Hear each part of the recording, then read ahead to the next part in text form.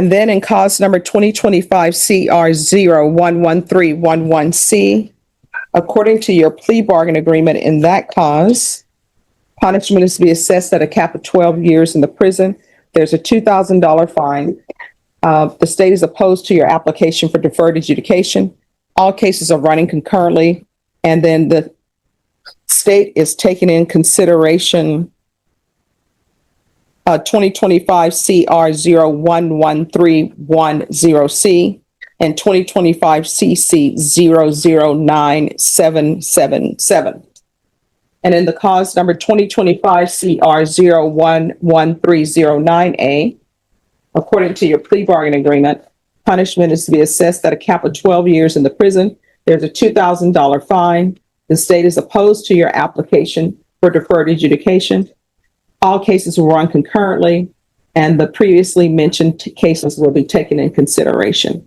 And in both cause number 2025 CR 011309A and 2025 CR 011311C. All right, pause right here. This is a huge moment. An affirmative finding of a deadly weapon isn't just courtroom language. It follows a defendant forever. It affects parole eligibility, prison classification, and even future sentencing. So, while everything here is running concurrent, this finding quietly raises the stakes in a very real way. Question for you. Should deadly weapon findings carry lifelong consequences, even when the defendant wasn't the one holding the gun? There's an affirmative finding of deadly weapon. And each of the cause numbers, have both parties had a chance to review the PSI report? Yes. Yes, Judge. Any objections to the PSI report from either party? The only thing we'd like to point out, Judge, is there was some question about whether he had prior gang activity, and he does not. I think they checked that he did, but they did say it was questionable, and he is telling me he has never been in a gang. Okay. And state, do you have any witnesses? No, Your Honor. Defense, the court has reviewed the letter from the defendant, which is the court's understanding that the state had no objections. So I've reviewed that letter. Defense, any witnesses? We do, Judge. All right, you may call your first witness. We would call Mr. Hernandez's mother. Magaha, how are you related to Adrian Isaac Hernandez? I'm his mom. Okay, and how old is he? 19. Okay. And could you tell the court where you live? I live in Smiley, Texas. And what county is that in? In Gonzales. Of that town? In between, I think, like 500. I mean, it's a small town. Nothing's there. Okay. Like 2 schools and a Dollar General. Okay. And if the court were to grant probation to your son, is that where he would be living? Yes. Okay. And there's a school there for him to attend? Yes. Okay. And could you tell the court why you believe that Adrian should be on probation? Okay. This ain't an eye opener. I'll be the first to ask. I've been praying hard, and with my faith and his faith, I mean, we've been just striving a long road. But I know God is good. And I got my family all in church with prayer and faith. And I got my mom home with me too. So, and I could also change. So I'm learning new things too. But they're all going. We have actually a lot of our families together still, and peace. I'm missing peace. So, Mrs. Magaha, the court's going to want to know how it is that Adrian kind of fell off the path and how you're going to get him back on the path. Well, I have a day and night with me and my husband, and I always take him. That's why I work at night, so I can take appointments for all my kids. So I can deal with that part in the morning if needed. Finances, I know how we're able to finance if we need help with that. If there's people that can help us if needed. Finance-wise, or I do try to do overtime so that I can achieve those funds to be able to put that there as well.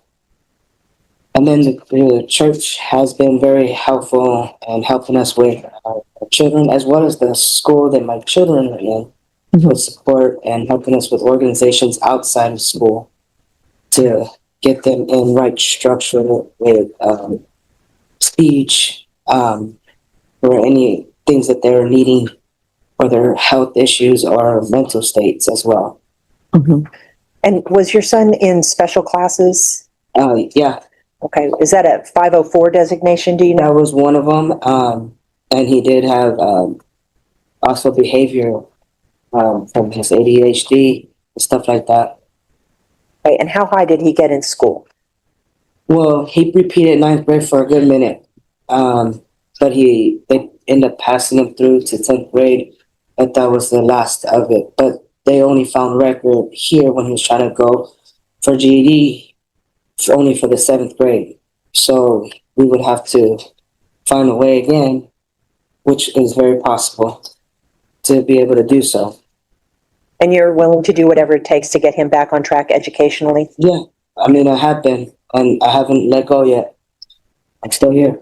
And if the court sees fit to grant him probation and puts your son in different programs to try and assist him, will you all be able to transport him or Oh, do yeah. whatever is necessary?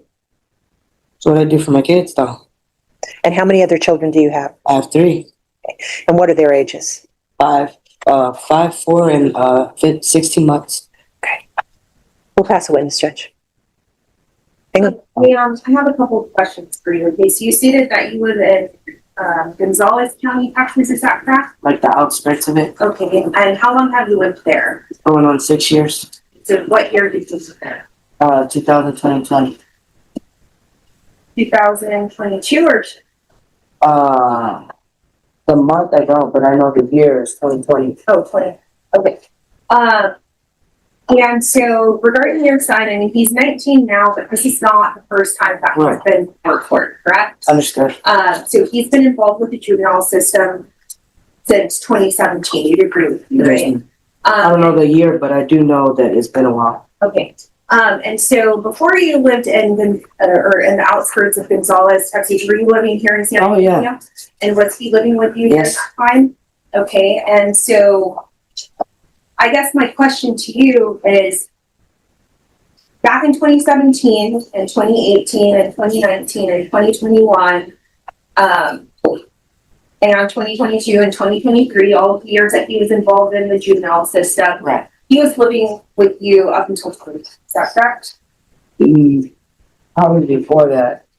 I don't remember when, because I got in a major car accident and I had to get surgery for that, and then everything came back. Okay. Yeah. And so he was much younger than Right, and he was still picking up charges under your supervision. Is that Right. fair to say? I wouldn't say I was the best to the fullest like I am now. I'm a lot more mature. I've grown up a lot more since I was as a young mom too. And at the same time, he was a lot immature himself, which he's still growing up, maturity wise, on that specific end. So, and then due to the, and then at the I'm same, going to ask you a oh, question. oh yes, ma'am. Thank you. And so during the time when he was involved in the juvenile system, he was also ingesting illegal substances. Were you aware of that? No. Okay, and he was living with you during this time? He do some runaways. So, I mean, I would have to do those things too Okay. on that end to put reports. And so I guess my question to you is, what's going to be different now than before when he was involved in the juvenile system and under your supervision, still committing crimes? But if I'm understanding you correctly, if you're saying that you're more mature now. I'm a lot more mature. I have God on my side. That's one. Okay. I know I'll succeed with my son. That'll be number one. And then, 2, I have matured. I have a husband that's he stands strong, and I stand right beside him. And as a whole, we succeed with our children.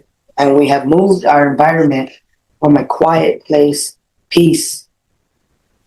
It's a whole different ballpark from living in this city over here to over there. Okay. And you're aware that your son was on probation for the offense of evading arrest and detention with a vehicle, which is a felony offense, and that occurred in 2024. Were you aware of that? I don't remember the year. But you know that he's on felony probation. right now? Do you know that? I'm not too great with the law too much, but I know he's been in trouble most of the time. Okay. So he's on felony probation, which means that he's gone before this court and entered a plea, and this court put in. This is the emotional crossroads of the case. You got a mother asking for grace and a prosecutor asking the court a brutal but fair question. How many chances is too many? From a legal standpoint, probation is about rehabilitation. But from the court's perspective, repeated violations start looking like risk to public safety. Let me ask you, does compassion outweigh pattern? Or does pattern eventually cancel compassion? Place different programs for him to abide by. Yes, ma'am. Okay. And he has not done that. Are you aware of that? Yes, ma'am. Okay. Because he went out and committed an aggravated robbery ×2. You're aware, right? Now I know that it's been 2 aggravated robberies. Yes, Okay. ma'am. Okay. And so my question to you is, do you think that it's fair, or do you think that it's justice for somebody who's already on felony probation that has shown this court that they have no intention of complying with its rules? Do you think that it's fair for the court to give us probation for a second? I mean, that's what the judge, I can't give that answer because, really, because I'm not the judge to say so. But I can say I'm there for my son. Okay, that's fair. Thank you. You pass the witness. No further questions, Judge. Thank you so much Yes, ma'am. for giving me some insight into your son. It's fine. All right, call your next witness. We would call Mr. Magaha. Mr. Magaha, how are you related to Adrian Isaac Hernandez? I'm his stepdad, but I've been in his life since he was around 2. Okay. And just to cut to the chase, Mr. Magaha, you know that we are here because he has picked up some felony offenses and he has a motion to revoke his felony probation, correct? Yes, ma'am. Okay. So the question before the court is, what is going to be different this time if the court were to give him probation and put him on deferred adjudication? What can you assure this court that's going to be different this time to keep him out of trouble? Well, he's coming back home. Okay. And I run a very, very strong household, and he has completed probation when he was staying with us too. And when he did do that, he was living with us. Okay, and so you're talking about some of the priors that he's had. Yes, ma'am. Okay, and the court has a whole list of those, and a number of those were dismissed or rejected, correct? Yes, ma'am. And did he complete a couple of deferred adjudication probations under your watch? Yes, ma'am. Okay, and are you willing to do whatever it takes to keep him on the straight and narrow, should the court grant him one more opportunity to try and behave on one of her probations? Yes, ma'am. Okay. Is there anything that you would like to tell the court that you know is going to be different this time to guarantee or for the court that he's going to be able to be successful? I mean, he has been successful with me because I do see him, because that is my son. So he does listen to me a lot. And like I said before, when he was staying with us and with me, he did. He had a couple of little hiccups, but he was very, very successful when he was at home. So if he does come out, then he'll be coming home. Because I run a very, very tight ship, especially with all of my kids. What kind of work do you do, Mr. McGaha? I am a farmhand. Okay. And would you be able to get Adrian some work? Yes, ma'am, I would. And would you be able to make sure that he makes all of his appointments and that he gets back on track educational? Yes, ma'am. And then on top of that, I'm getting my wife her own vehicle upcoming soon. So she'll be having that. And then I'll be having my truck. So, and then I'll have my work truck too. Okay. Is there anything else you want to tell the court? My son, when he is home, he is very, very successful, especially when I am there. I am very, very stern with him. You can even ask him. He listens to me a lot more because I guess I just have that dad figure for him, that father figure. Mm-hmm. And I really do want my son home. If he comes home, I guarantee he'll more 90%, almost 100% that he will be successful.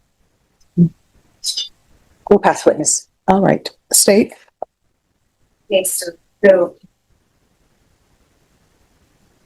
you've been in the defendant's life since he's 2 years old. Is that your testimony? Yes, ma'am. Okay. And so your wife is the individual that testified before you, correct? Yes, ma'am. And she testified that you all lived here in San Antonio, Texas until year 2020. Is that accurate? Yes, ma'am. Okay. And so then both you and her moved to the outskirts of Gonzales, Texas. Yes, ma'am. And then we purchased our own property. Okay. And that's where you're living Yes, ma'am. currently, correct? Okay. And so I guess my question is, why was the defendant not living with you at the time that these offenses? When he wasn't living with us Oh, He- why didn't he go with you in 2020? in a 2020 it was like a big old thing that just happened, and incident that happened at the house. So I had to move my family out, and then my son stayed with his grandma, if I'm not mistaken. And then he did stay with us a couple more times after that. And then when he was staying with us, he was in school. He had everything done, and everything was good. And then my son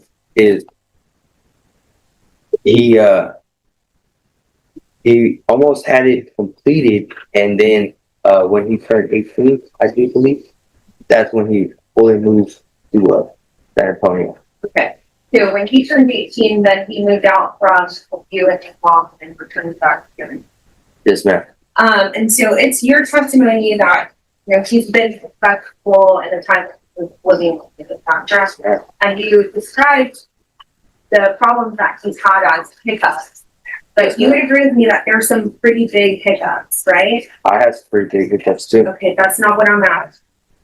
You think that it's a bit, would you describe it just as a hiccup, an aggravated robbery, where he knows that his friends have guns and they're stealing property from people? On Is that that end, ma'am, okay? I do not know. I do not know because I was not there. Well, I'm asking you. So Do you think, on- listen to my question, do you think that him acting along with his co-defendants, if he sees his co-defendant has a gun and they're pointing it at an innocent civilian and taking that civilian's property, do you think that is a big hiccup or a little hiccup? I couldn't even see my son doing that in the first place. Listen to the question. That is I'm giving you an answer, The ma'am. facts that I've described to you, is that a big or little hiccup? On that end, I do not know, ma'am. Is it a big or little hiccup? I was not with him. The facts that I'm describing to you, if somebody pointed a can't gun say in your that, face ma'am. and took your property, would I that be a cannot big or say little that. hiccup? I cannot say he did or did not because he was not with me. Asked him, answer, judge, and argumentative. Or Excuse me. So, just listen to the question and answer the question, okay? All right, you can ask your question. Facts that I've described to you, hypothetically, hypothetical. if Okay. somebody acted along with another co-defendant and one co-defendant had a firearm and pointed it at an innocent civilian and the other person started taking that civilian's property, would you describe that as a big or little hiccup? I would call that as a big hiccup. Yes, ma'am. We pass away. We have nothing further. All right, sir. Thank you for giving me some insight into your stepson. I appreciate you coming in to testify. Yes, ma'am. All right, thank you. Call your next witness. We have no further witnesses. All right. Unless, did you want to say anything to the court, or do you want to just rely on your letter? Just want to say that Well, here's the thing. If you want to say something to me, then I'll have to swear you in and the state will get a chance to ask you questions. I'm sorry? All right, can you raise your right hand? Do you solemnly swear or affirm the testimony you give will be the truth and nothing but the truth, so help you God? All right, you can lower your hand, state your name for the record. Adrian Hernandez. All right, and before he begins talking, did you want to confer with him a little bit about whether he wants to say something to the court or not? Yeah, if I could just. Yes. Want to do that? Okay. Judge, he'd rather just rely on the letter that he gave the court. All right. Then let me call this cause number because I see that there were not pleas entered, and it's the motion to revoke. All right, the court is calling 2024 CR 007176. Mr. Hernandez, I'm going to show you what's entitled the motion to revoke community supervision. Did you review that with your attorney? Did you understand it? Oh, yes, ma'am.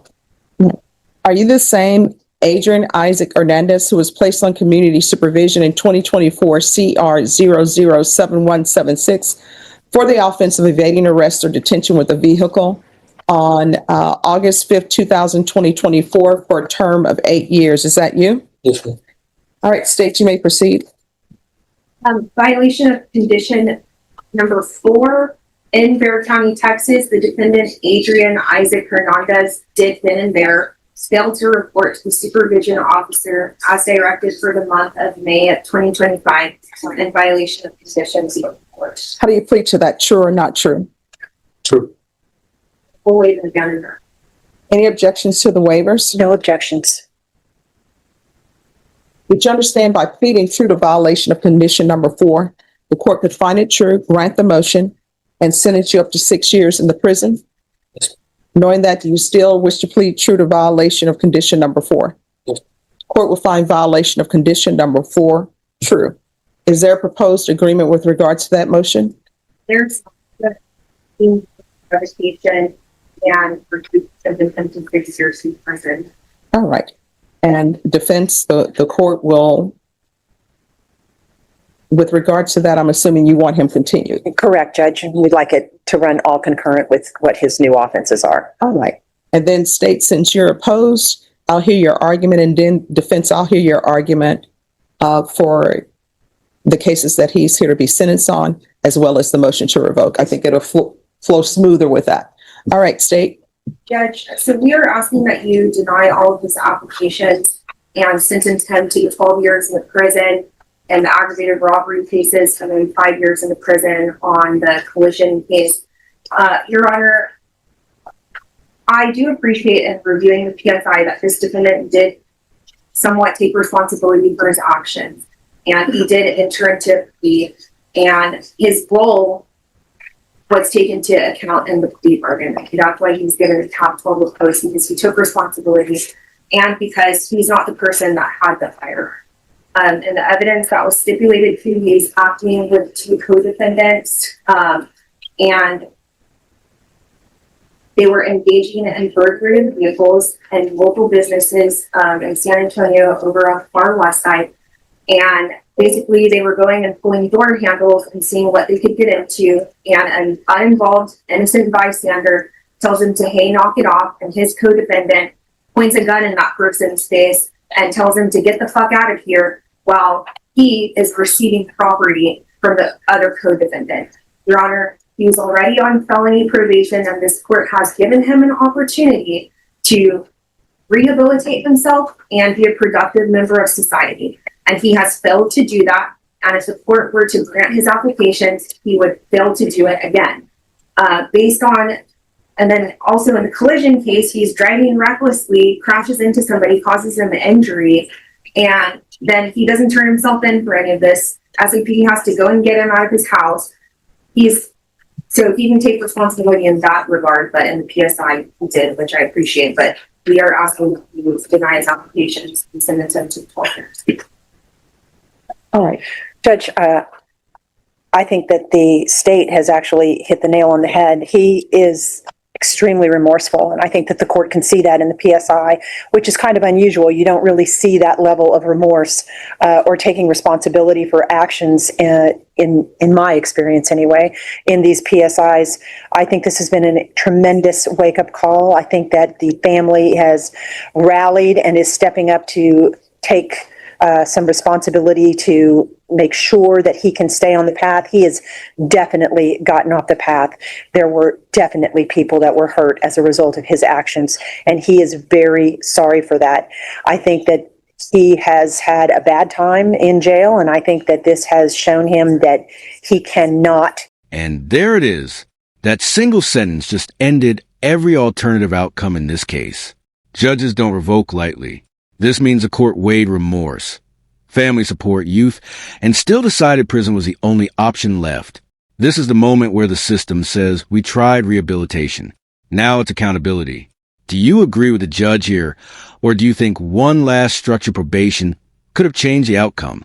go down this path, that he cannot be with these types of people, that he needs to live in his Smiley, Texas with a population of 500 and get his GED and go to classes and get a trade and go to work and stay on the straight and narrow. And I think he needs his dad, who appears to be a very strong father figure, to be in his life and to keep him on the straight and narrow and make him a productive citizen. And I know the court will have a number of programs and things to assist him with that. And I think that he is receptive to all of that.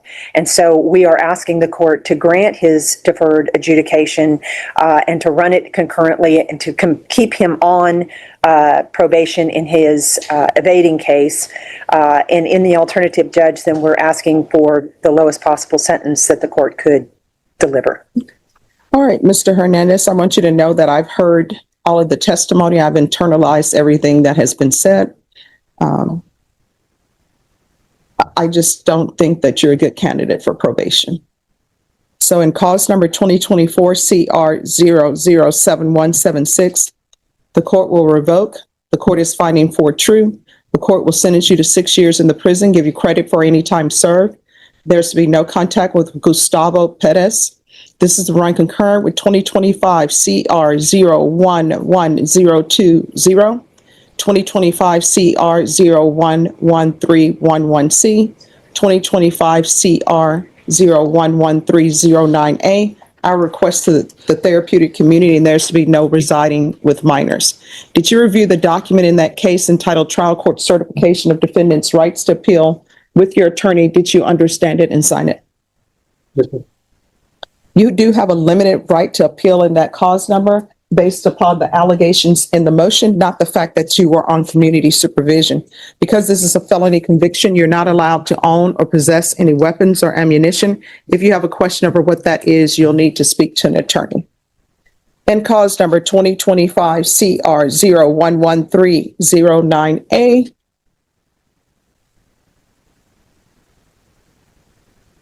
court is going to deny your motion.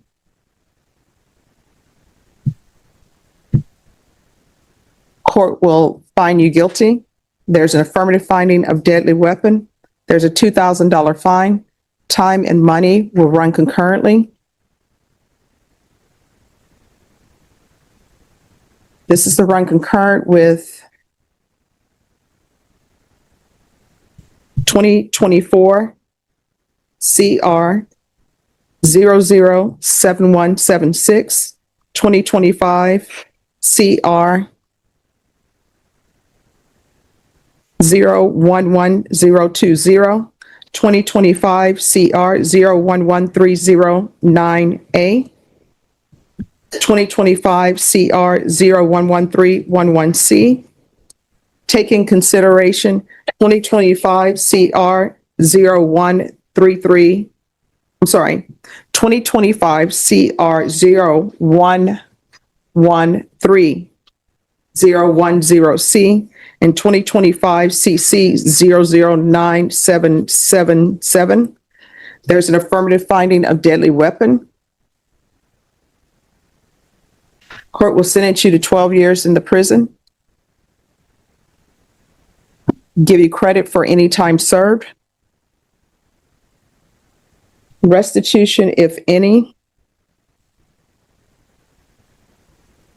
to Shamari Moore.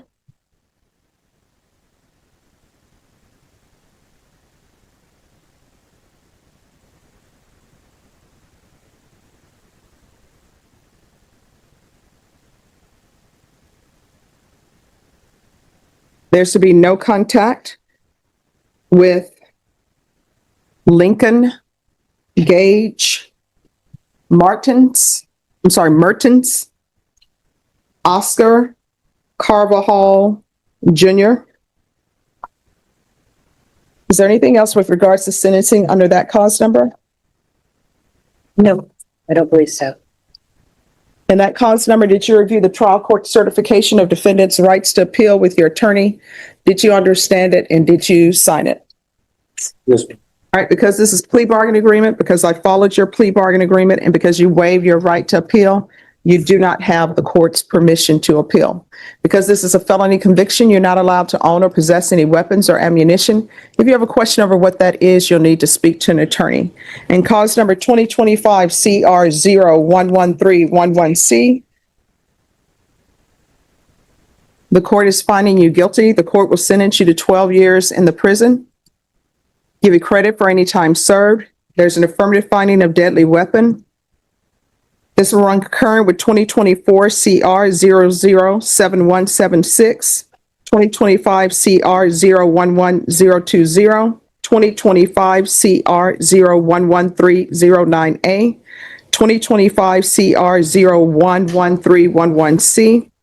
Take in consideration 2025 CR 011310C and 2025 CC 009777.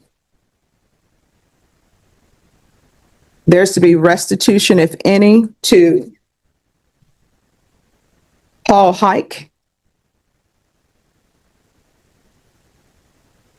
Court will recommend the therapeutic community, and there's to be no contact with Lincoln Gage Mertens. And that cause number, is there anything else with regards to sentencing? No, ma'am. I'm sorry, there's an affirmative finding of deadly weapon. Just the other thing is that we asked for no contact order with the other co-defendant, which is Oscar Carvajal. All right, and no contact with Oscar Carvajal.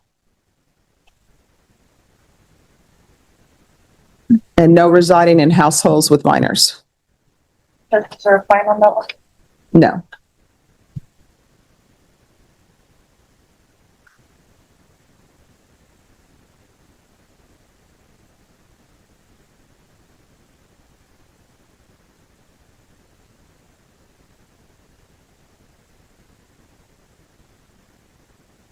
And that cause number, did you review the document entitled Trial Court Certification of Defendant's Rights to Appeal with your attorney? Did you understand it and sign it? Yes. All right, because this is a plea bargain agreement, because I followed your plea bargain agreement, because you waive your right to appeal, you do not have the court's permission to appeal.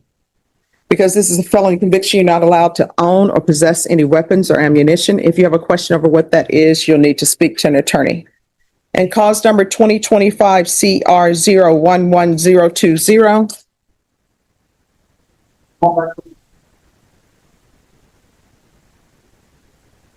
Court will find you guilty. Court will sentence you to 5 years in the prison. Give you credit for any time served. There's a $2,000 fine that will be probated. This will run concurrent with 2024 CR 007176, 2025 CR 011020, 2025 CR 011309A, 2025 CR 011311C.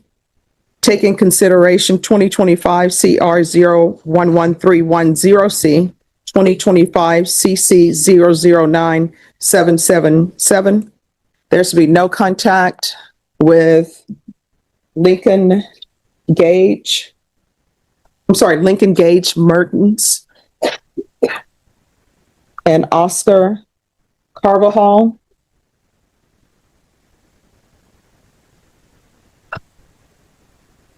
There's to be restitution, if any, to Mia Alaman and Sandra Marin. And the court will recommend the therapeutic community, no residing in households with minors.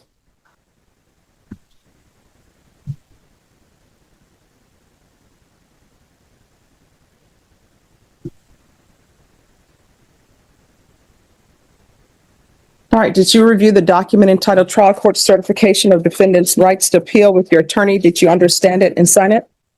All right, because this is a plea bargain agreement, because I followed your plea bargain agreement, and because you waived your right to appeal, you do not have the court's permission to appeal. Because this is a felony conviction, you're not allowed to own or possess any weapons or ammunition.